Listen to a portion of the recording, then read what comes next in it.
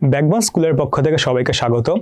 আজকে আমাদের ক্লাসের প্রধান বিষয়বস্তু হচ্ছে আইসিটি চ্যাপ্টার 2 কম্পিউটার ও কম্পিউটার ব্যবহারকারীর নিরাপত্তা।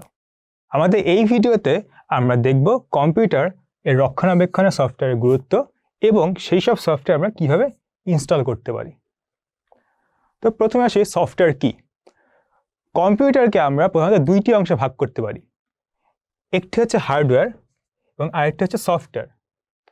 হার্ডওয়্যার বলতে আসলে আমরা বুঝাই আমাদের কম্পিউটারে যেসব জিনিস আমরা ধরতে পারি, যেমন আমাদের এখানে একটা বোর্ড রয়েছে, সেই বোর্ডে আমরা যেসব জিনিস ধরতে পারবো হাত থেকে সেটাই হচ্ছে হার্ডওয়্যার।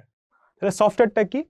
আমাদের এই বোর্ডটার ভিতরে আমরা যে লেখাগুলো দেখতে পাচ্ছি সেটা তো কোনো না কোনোভাবে তো আমরা প্রেজেন্ট করতেছি, সেটি হচ্ছে আমাদের সফটওয়্যার। সফটওয়্যার হলো নির্দেশাবলীর একটি সংগ্রহ যা একটি কম্পিউটারকে কিভাবে কাজ করতে হয় তা বলে। এখন আসে এই নির্দেশাবলীর একটা সংগ্রহ বলতে আসলে কি বোঝায়। যেমন ধরা যাক আমরা বোর্ডে একটা টিক চিহ্ন দিলাম, খুব সহজ একটা টিক চিহ্ন, কিন্তু আসলে এটা কম্পিউটার বুঝলো কিভাবে? আমরা তো তাকে বলে দেইনি, আমরা জাস্ট সঠিক চিহ্ন দিয়েছি। এইটাই হচ্ছে সফটওয়্যারের কাজ। কম্পিউটার আসলে বুঝে শুধুমাত্র 0 এবং 1 এই দুইটা সংখ্যার বিভিন্ন কম্বিনেশন। সফটওয়্যারের কাজ হলো এই আমরা যে একটা সঠিক চিহ্ন দিলাম এটিকে কোনো না কোনোভাবে কম্পিউটারকে এই 0 আর 1-এর মাধ্যমে প্রকাশ করা। এরপরে শুধুমাত্র কম্পিউটার সেটা বুঝবে এবং সেই অনুযায়ী কিভাবে কাজ করতে হবে সেই অনুযায়ী কাজ করবে। তো এখানে হচ্ছে কি, আমাদের সফটওয়্যারগুলো কম্পিউটার যেটা হার্ডওয়্যারকে একটা কাজ করতে বলে, কিভাবে কাজ করে সেটা বলে দেয় এবং সেই অনুযায়ী হচ্ছে সেই কাজটি সম্পাদন করা হয়। তো এখানেই হার্ডওয়্যার এবং সফটওয়্যারের মধ্যে প্রধান যে পার্থক্যটা সেটি হয়ে যায়। এখন আসি কম্পিউটারের রক্ষণাবেক্ষণে সফটওয়্যার কীভাবে গুরুত্বটা ভূমিকা পালন করে। ধরা যাক আমরা যখন নতুন ল্যাপটপ বা ডেস্কটপ কিনি, প্রথমে সেটা খুব সুন্দর মতো কাজ করে, অনেক ফাস্ট থাকে, কিন্তু যতই আস্তে আস্তে দিন যায় দেখা যায় জিনিসটা আস্তে আস্তে স্লো হয়ে যাচ্ছে, আগের মতো কাজ করতেছে না, একটা ফাইল ওপেন করে সেটা আর ওপেন হচ্ছে না, একটু সময় লাগে। এর কারণ কি হতে পারে? এর কারণ হতে পারে আমার কম্পিউটার হয়তো কোনো ভাইরাস ঢুকেছে, অথবা মেমোরি বেশি হয়ে এটা হচ্ছে স্লো হয়ে যাচ্ছে। এখন এই সব সমস্যা তো আমরা নিজেরা করতে পারবো না প্রবলেমটা সলভ, তাহলে কি করব? আমরা অন্য কোনো একটা সফটওয়্যার দিয়ে আমাদের এই যে সমস্যাগুলো সেগুলো আমরা সমাধান করার চেষ্টা করব। এখানেই হচ্ছে আমাদের সফটওয়্যারটা কীভাবে কম্পিউটারকে রক্ষণাবেক্ষণ করে তা আমরা জানতে পারবো। এখন আমাদের যে আইসিটি যন্ত্র, এটা মোবাইল হতে পারে বা কম্পিউটার হতে পারে, এটা হচ্ছে একটা অপারেটিং সিস্টেমে চলে। আমাদের মোবাইল হচ্ছে অ্যান্ড্রয়েডে চলে আর আমাদের কম্পিউটারগুলো ইউজুয়ালি উইন্ডোজে চলে। এছাড়া আরও অনেক ধরনের অপারেটিং সিস্টেম আছে, বাট সবচেয়ে জনপ্রিয় যেটা উইন্ডোজ সিস্টেমটাই সবচেয়ে জনপ্রিয়। এই উইন্ডোজ সিস্টেমের অপারেটিং সিস্টেম সেটি নিজে থেকেই কিছু কিছু কাজ করে দিতে পারে। যেমন আমার কম্পিউটারে যদি নতুন একটা ভাইরাস ঢুকে সেটি সম্পর্কে হয়তো আমাদের উইন্ডোজ আমাদের জানাবে আর নিজে থেকেই কোনো একটা কাজ করে দিবে। তাই আমাদের করতে হবে কি, এই উইন্ডোজটি সিস্টেমটি সবসময় আপডেট করে রাখা লাগবে। তাহলে কেন? কারণটা হচ্ছে নতুন যদি কোনো ভাইরাস বা নতুন কোনো সমস্যা হয় সেটা তো আমরা তো বলতে পারবো না, কিন্তু উইন্ডোজ নিজে থেকেই সেটি আমাদের আপডেট করে আমাদের সেই সমস্যার সমাধান করতে পারবে। এছাড়া আরও এই ধরনের সমস্যা আরও সমাধান থাকতে পারে, যেমন আমাদের মাঝে মাঝে রেজিস্ট্রি ক্লিন আপ করতে হবে। এখন কথা হচ্ছে রেজিস্ট্রি কি সেটা আমি জানি না, আসলে এটা একটা সফটওয়্যার জানে। আমরা একটা সফটওয়্যার ইনস্টল করে ওকে যদি আমরা বলে দিই আমাদের কম্পিউটার রেজিস্ট্রিটা ক্লিন আপ করতে হবে, তাহলে সে তার মতো করে আমাদের এটা ক্লিন আপ করে ফেলবে। আমাদের আসলে তেমন একটা কাজ করতে হচ্ছে না, কিন্তু এই সফটওয়্যারটা সে তার মতো করে কাজটা কমপ্লিট করে দিচ্ছে। এছাড়া আরেকটি কাজ করতে পারে, সে টেম্পোরারি ফাইলগুলো মুছে ফেলতে পারে। আমরা যখন কোনো একটা কাজ করি তখন কম্পিউটার তার নিজের সুবিধার্থে কিছু কিছু ছোটো ছোটো ফাইল তার মেমোরিতে সেভ করে রাখে, যেটা আসলে পরে আর কখনো কাজে লাগে না।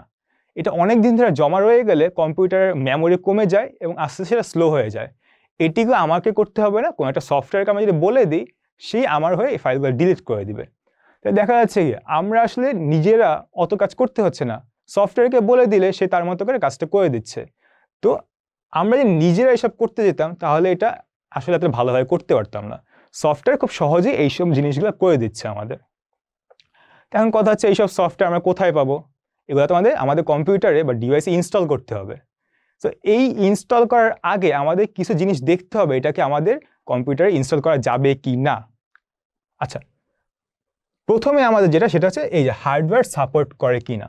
আমাদের প্রত্যেকটি সফটওয়্যার কাজ করার জন্য কিছু কিছু হার্ডওয়্যারের সাপোর্ট লাগে। কিছু কিছু হয়তো এমন হয় তোমার হার্ডওয়্যার যে পার্টসগুলো আছে সেই পার্টসগুলো হয়তো তোমার সফটওয়্যারকে সাপোর্ট করবে না, অনেক পুরাতন আমলের। তো আগে চেক করতে হবে আমরা যে সফটওয়্যারটি ইনস্টল করব তার যে রিকোয়ারমেন্ট সেটিকে আমাদের হার্ডওয়্যারে আছে কি না। যদি থাকে তাহলে আমরা পরের স্টেজে যাব। যখন আমরা কোন একটা সফটওয়্যার ইনস্টল করব সেখানে একটি ফাইল দিয়ে দেয়, সেটা হয়তো নাম হতে পারে readme.txt বা readme.md বা readme.html, বাট এখানে একটা রিডমি বলতে একটা নাম থাকে। সেটা আসলে বলে আমাকে পড়ো, তাকে পড়লে বা তার ভিতরে যা আছে সেটা থেকে আসলে আমরা বুঝতে পারবো কীভাবে সফটওয়্যারটা ইনস্টল করতে হয়। সাধারণত তার ভিতরে মোটামুটি সব ধরনের স্টেপ দিয়ে দেয় যা থেকে আমরা বুঝতে পারবো কীভাবে সফটওয়্যারটা ইনস্টল করতে হয়। এরপরের স্টেপটা হচ্ছে কি, আমাদের দেখতে হবে এই সময় আমার কম্পিউটার আর কোনো কাজ করতেছে কি না। কারণটা হচ্ছে আমার সফটওয়্যারটা যখন ইনস্টল করি তখন আসলে কম্পিউটারের ভিতরে মেমোরি দিয়ে কিছু চেঞ্জ করা লাগে। এর মধ্যে যদি সে অন্যান্য কাজ যদি করতে থাকে তাহলে আসলে ইনস্টলেশনটা ঠিকঠাকভাবে হয় না। তাই প্রথমে আমাদের সব ধরনের কাজগুলোকে অফ করে দেন আমাদের ইনস্টলেশন ফেজটা স্টার্ট করতে হবে। এরপর হচ্ছে দেখতে হবে আমাদের অ্যান্টিভাইরাস সফটওয়্যার আছে কি না। কারণ সবসময় আমাদের যে সফটওয়্যারটা আমরা ইনস্টল করবো সেটা ভালো হবে তা না, হয়তো করাপ্টেড হতে পারে বা ওইটাই অ্যাকচুয়ালি ভাইরাস হতে পারে। সেই সময় আমার অ্যান্টিভাইরাস সফটওয়্যারটা দেখে যে আমার এই যে সফটওয়্যারটা সেটা কি আসলে আমার কম্পিউটারের জন্য আদৌ ভালো কি না। এরপর লাস্টের যে স্টেপটা সেটা হচ্ছে অপারেটিং সিস্টেমের অ্যাডমিনিস্ট্রেটর অনুমতি আছে কি না। আমি আমার বন্ধুর একটা কম্পিউটারে বসে একটা উল্টাপাল্টা একটা সফটওয়্যার ইনস্টল দিব যেটা আসলে তার কম্পিউটারকে ক্ষতি করবে বা অন্য কারো, আমার বন্ধু এসে আমার কম্পিউটার এরকম ক্ষতি করতে পারে। তাহলে এটা আটকানোর উপায় কি? এই আটকানোর উপায়টা হচ্ছে এই অ্যাডমিনিস্ট্রেটর। আমার বন্ধু তো আমার কম্পিউটার অ্যাডমিনিস্ট্রেটর না, অ্যাডমিনিস্ট্রেটর বলতে যে কম্পিউটার বা যার কম্পিউটার সে নিজে হচ্ছে অ্যাডমিনিস্ট্রেটর বা চিন্তা করতে কম্পিউটারের মালিক। সো আমি মালিক না হলে আমি এই কম্পিউটারটা এর সফটওয়্যারটা ইনস্টল করতে পারবো না। এর ফলে হয় কি, অবাঞ্ছিত কোনো ধরনের কেউ যদি সফটওয়্যারটা ইনস্টল করতে চায় তাহলে আমরা তাদেরকে এই পারমিশনটা দিব না। এই সবগুলো স্টেপ যদি কমপ্লিট থাকে তাহলে হচ্ছে আমরা পরবর্তী স্টেপ যেখানে আমরা অ্যাকচুয়ালি কম্পিউটারের সফটওয়্যারটি ইনস্টল করব সেখানে যেতে পারি। কিছু কিছু সফটওয়্যার আসলে ইনস্টলেশন ফেজটা অনেক বড় হয়, অনেক সময় লাগে, কিন্তু মোটামুটি ধরনের যে আমার কাজ করার যে সিস্টেমটা সেটা একই থাকে। তারা একটি উইন্ডো ক্রিয়েট করে যেটা সে উইজার্ড বলে, সে স্টেপ বাই স্টেপ বলে যে তোমরা এরপর এটা করবা বা নাকি এটা করবা। আমরা আমাদের নিজেদের সুবিধা মতো একটা অপশন সিলেক্ট করব, সেই অনুযায়ী আমরা পরের স্টেপে যাব। তো এখন কথা হচ্ছে এই সফটওয়্যারটা আমরা আনবো কোত্থেকে। এটা হয়তো আমরা কোনো একটা সিডি, ডিভিডি বা পেন ড্রাইভ থেকে নিতে পারি, আমরা ইন্টারনেট থেকেও সফট কপিটা ডাউনলোড করে নিতে পারি। আচ্ছা, সেখানে বলা আছে কপিটা সিডি, ডিভিডি বা পেন ড্রাইভ বা ইন্টারনেট থেকে পেতে পারি। যখন আমরা এটা ডাউনলোড করব এরপর আমরা পেন ড্রাইভ বা সিডি, ডিভিডি আমরা যদি কম্পিউটারে প্রবেশ করি অটোমেটিকলি একটা প্রোগ্রাম রান হয় যার নাম হচ্ছে অটো রান। নাম দেখেই বোঝা যাচ্ছে এটা অটোমেটিকলি রান হয়, তার নাম হচ্ছে অটো রান। এই অটো রানটা যখন সচল হয় তখন সে নিজে থেকেই আমাকে বলে যে আপনি এই সফটওয়্যারটি ইনস্টল করতে চাচ্ছেন কি না। যদি এরকম কোনো অটো রান যদি প্রোগ্রাম যদি চালু না হয় তাহলে আমরা নিজেরা ওই ফাইলে ক্লিক করে সে প্রোগ্রামটা রান করতে পারবো।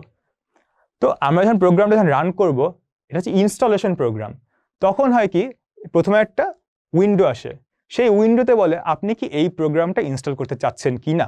কিছু অপশন হয়তো দিবে আমরা এটা কোথায় ইনস্টল করব বা কীভাবে করব।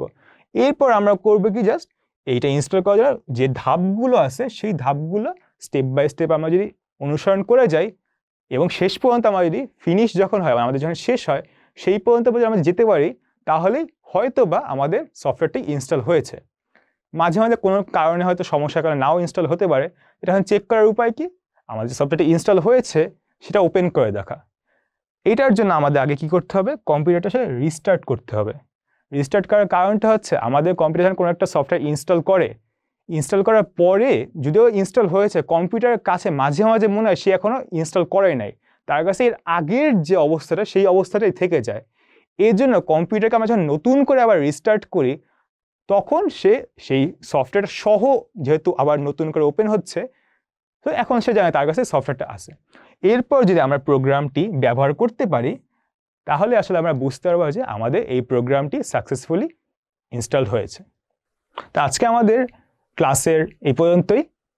পরবর্তী ক্লাসে আমরা দেখতে পারবো এই যে আমরা সফটওয়্যারটা ইনস্টল করেছি সেটা কীভাবে আনইনস্টল করতে হয়। সবাই ভালো থাকবেন, সুস্থ থাকবেন, ধন্যবাদ।